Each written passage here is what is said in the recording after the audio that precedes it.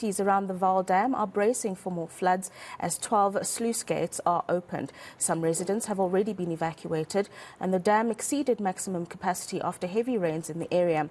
eNCA's Manqoba Mchunu is monitoring the situation on the ground and joins us this morning. A very good morning to you, Manqoba. I mean, yesterday when you were at the scene of these floods, it looked like there was a lot of damage that had already been done and there were fears that things were only going to get worse. Have they gotten worse? Well, I can tell you, Rupua, that, what we're seeing this morning is the impact of that flood that are taking place here. Families that are scrambling and just salvaging the little that is left from their houses. Of course, many of the houses were submerged in water, and there's been a lot of destruction and devastation here in this community. There is a road that we just passed just a short while that has also been destroyed. But this shows you, Rupua, just the water levels that had been here at this particular homestead. If you look there far back, you can still see the water from the Vaal Dam that had broken its bank yesterday. And of course, this morning we're seeing families coming back to their houses. They had to be evacuated yesterday because of the rising flood waters. But I'm just going to ask my colleague Bafana just to come with me as we walk towards this house, just to show you what's happening here inside the house and the destruction that has taken place here inside this house. As you can see, Rupua, furniture has been broken, TVs have been broken. They're outside here. These are some of the items that they could not save at the time because they had to get out of the houses pretty quickly because the water just rose rapidly. Rupua, in a matter of minutes, people had to be evacuated. There were also police assisting, the choppers assisting as far as evacuating some of the people. As you can see there, Rupua, these are just some of the items that are remaining here. Most of them have been destroyed, and inside the houses are still full of water. This homestead is one of the houses, Rupua, that was submerged in water yesterday, and I think just looking inside you can see a trail of destruction inside this house. These are some of the furniture items that have been unable to be swept away by the water in here, but you can still see the remnants of that flood. The water here still inside. We understand this is one of the structures here in the house. In fact, it's a kitchen.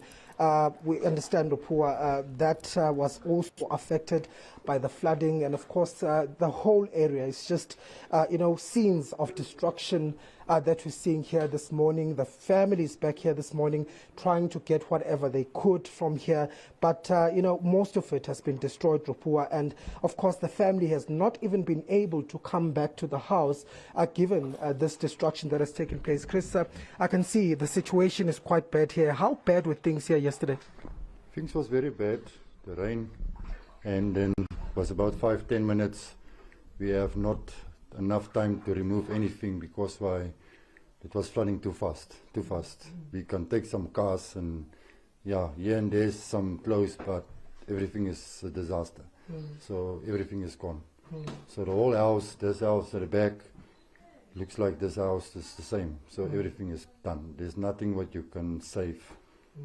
Maybe something, but everything is gone. It's gone. And just looking, Chris, I mean, at the situation, you can tell that it was pretty rough, when the stop came. It was very rough. It was very rough. There was no time. We are trying to save some dogs, some little bit of stuff, and it's very rough. You can't even come in the houses. The water was ceiling height. Some of the places at the back, water tanks is lost, buildings is gone at the back. So yes, it's a lot of things. So that's one of the things. But the water was too much.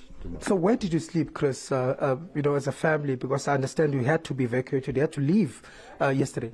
Yes, one of my son-in-laws have a place on top here where the bridge collapsed. So we need to move around highway to come to his places.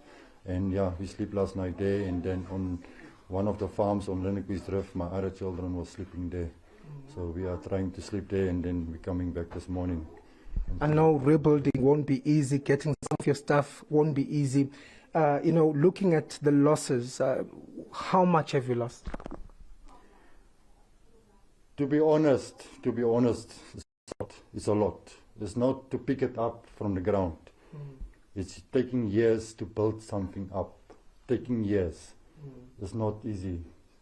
So here was families what I help. There was homeless. I give them a home. They lost something. They have small babies, small children. My daughters stay on top. The house is also ruined. So it's a lot. It's a lot. It can be a lot of money. I can't tell you, but it's a loss, a big loss. And what's the plan now, Chris? What's going to happen now to the family? Given the fact that we know that there's still warnings that have been issued, the situation has not calmed down. Overall. Some of the families, we have some places where we can stay in a moment, so we can remove some of the things what we can, and yeah, that's what we see, and then we will start from the front. We can do nothing. We must build up again. So it's not easy, but you must be strong, and God bless us. God can bless us. That's the only part. Our family is alive. I'm feeling shame for people what lost families, houses, but it's one of the things. We can't do nothing. The rain was too much, the water was too much. More people lost more things. So yeah, it's one of that things what we can say. Okay. Yeah, well, thank you, Chris, for speaking to us. Well, we're thankful that your family survived. But yeah, you can see, Rupua, just the violent nature of the flood waters that have been passing through here yesterday. This tells you really the devastation that remains with the families that are trying to pick up the pieces. Mop-up operations are also in place here at the Vaal. Many families are still trying to save whatever they could really report at this stage. You're seeing a lot of furniture here, a lot of items that have been destroyed. These are people's livelihoods that have been destroyed by this flood, and of course it just tells you how bad the situation was here. Of course, many are still on tenterhooks. They're still fearful, given the fact that we don't know whether there are going to be more floods in the area.